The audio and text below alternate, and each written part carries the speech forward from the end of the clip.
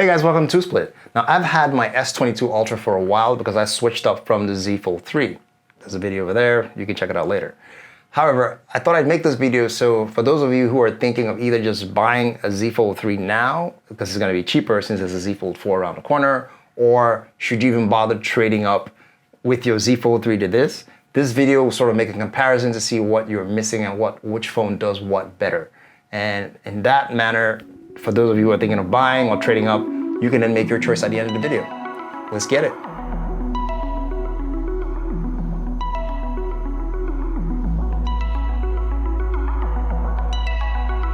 Okay, so starting with media consumption. And yes, you're thinking, oh, media consumption, no brainer. The Z Fold3 should be better at doing this. And you'd probably be right because that 7.6-inch screen is essentially a tablet with dual firing speakers and it looks great.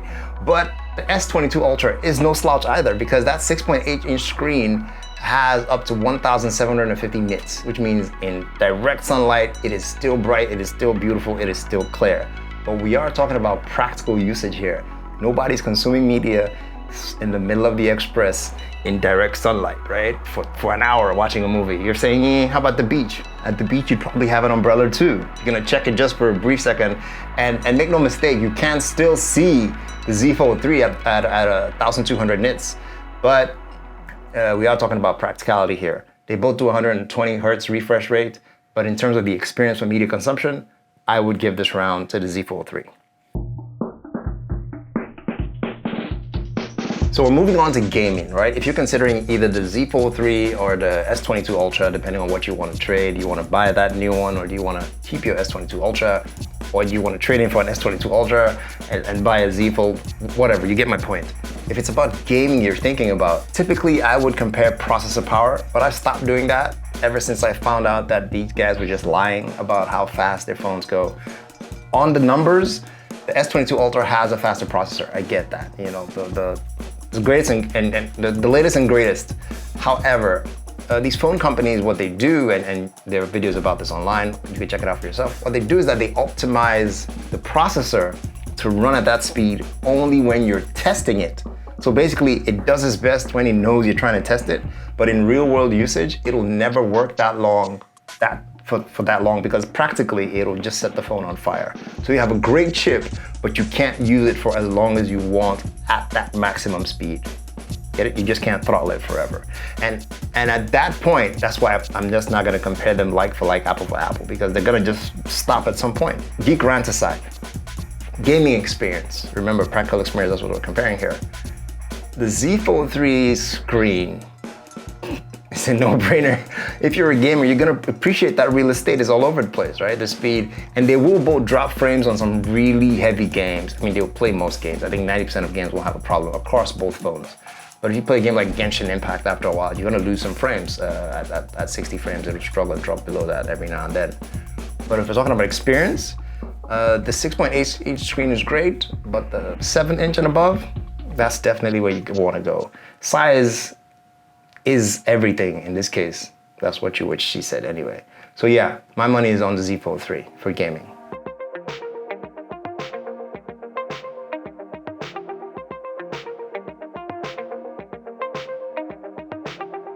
Okay, so this next section is about desktop productivity.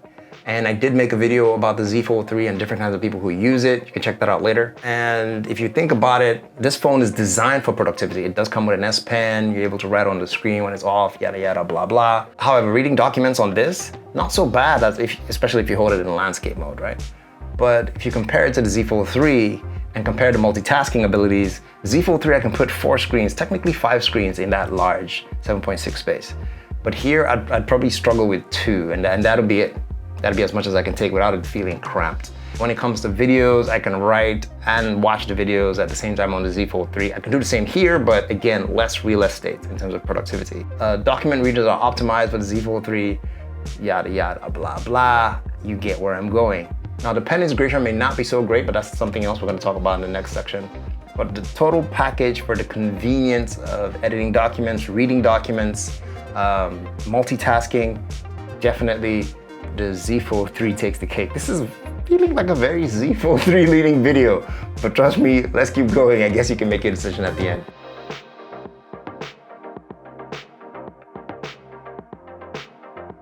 Okay, we did talk about S Pen just now, and I guess we should just delve into that a little bit more. The S22 Ultra, yes, does come with an S Pen, like it should. It's basically a note, but Samsung decided, let's rename it the S22 Ultra so that our naming, branding sort of makes sense in hierarchy, right? And it does have the classic still off and I can write on the screen, all the stuff we know the Note and love for. Now you would think this would have been great on the Z Fold3 if it worked that way, but it does not. On the Z Fold3, the pen is not integrated, which means you have to buy a big ass ugly case and put it at the side. And the pen is kind of humongous. It feels like I could knock someone out with it. Secondly, it's not Bluetooth integrated. So if it's away from your system, it probably won't be able to alert you. And it's way slower. The S22 Ultra's lag time is about 2.8 milliseconds, if I'm not mistaken, which feels pretty natural when you're writing. As in using it when the screen is off is really convenient and take a note quickly and save that in real time. On the Z Fold3, you can't use it on the outer screen.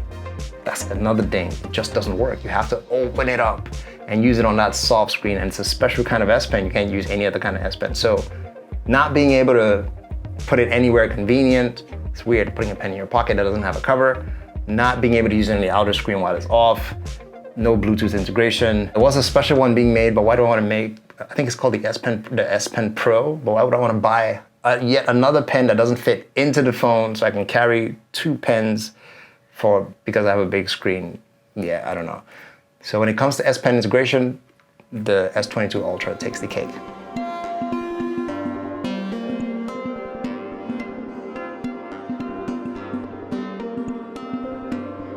Let's talk water resistance. I mean, you're spending north of $1,000, almost $2,000 on these devices. They should have water resistance, yes? Yes, they do. If you're looking at the Z Fold3, if that's what you're gaming for, if that's what you have now, it does, yes, have water resistance. It's IPX8, right? And that means it has 8 points of water resistance. And you can submerge it up to 30 meters or so, maybe more, for a bit. I wouldn't do that. It's almost $2,000 worth of device. Don't do that. And how they're able to do this even with the folds, because they've coated the insides with oleophobic coating. So even if water gets in those hinges, it's not gonna damage the internal components. However, that X means there is no dust resistance. Because, of course, again, because of the fold. The only way you can have dust resistance if the device is sealed end to end, and you can't do that because the device is folding. Maybe the Z Fold 4, kind of doubt it, but let's see how it goes. Now, in comparison to the S22 Ultra, this has an IP68 water resistance, dust and water resistance. So this is a bit more protected. I wouldn't go deep diving with it, but if I did, I just woke up in the middle of the ocean, chances are this is gonna survive way longer than your Z Fold 3. So the cake goes to the S22 Ultra when it comes to protecting your daily driver.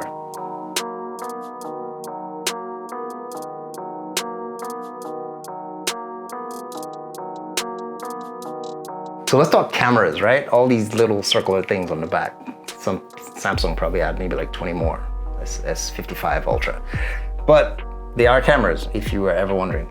Now, without getting too geekish and getting into the technicalities, the S22 is equipped with the new ISOCELL 108 megapixel main sensor. Bottom line, it's a better camera. It's a better night camera, better low light camera, better for cinematic mode. But I did compare the last one to the Apple Cinematic Mode.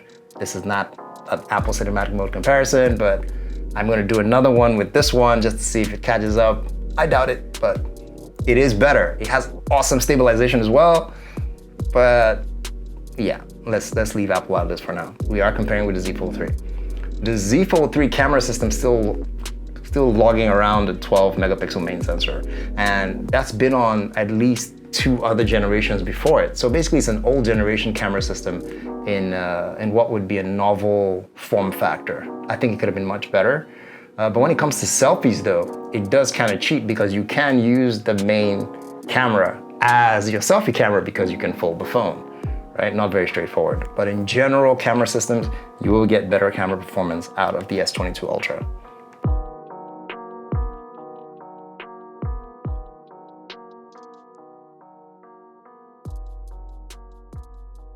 Right, so that brings us to power, right? These things are big monsters. They're not easy to lug around, although this could slide into your jeans, depending on well, nobody puts their Z Fold 3 open in their jeans. You must have really big jeans to do that. So in terms of fitting in, I wouldn't say one is more convenient than the other in your pocket, because the Z Fold gets thicker when you fold it, and this one has permanent jagged edges and a curved screen, which I don't think curved screens are practical in my opinion. I think flat screens are practical, less chances of accidental input. But hey, Samsung, I don't work for you. I mean, you make your own decisions, you're a big boy.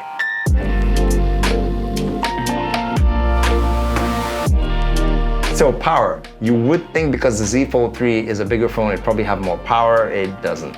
This is rocking a 5,000 milliamp battery versus the 4,500 milliamp battery on the Z Fold3.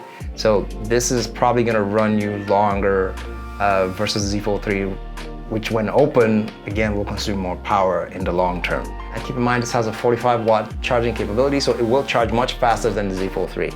And putting all that together, yes, so this does take the cake in that section, but they're not both perfect. For instance, they both are missing headphone jacks. I know, sue me. I can't get over headphone jacks. I have a problem. But they both don't have headphone jacks. I'm paying a lot of money. Sony figured it out. They can figure it out too. They both lack expandable memory. If I'm paying that much money, give me the option to put in more memory so I don't have to worry about upgrading as quickly as possible. Although the phone companies do want you to upgrade as quickly as possible, but hey, it is what it is. So that's my time, that's my thoughts across both devices. If you're thinking of trading up or swapping them or trying to buy one right now and not know which one to go for because of the screen versus technology, let me know what you guys think in the comment below. Don't forget to like and subscribe. I will see you in the next video. Take care.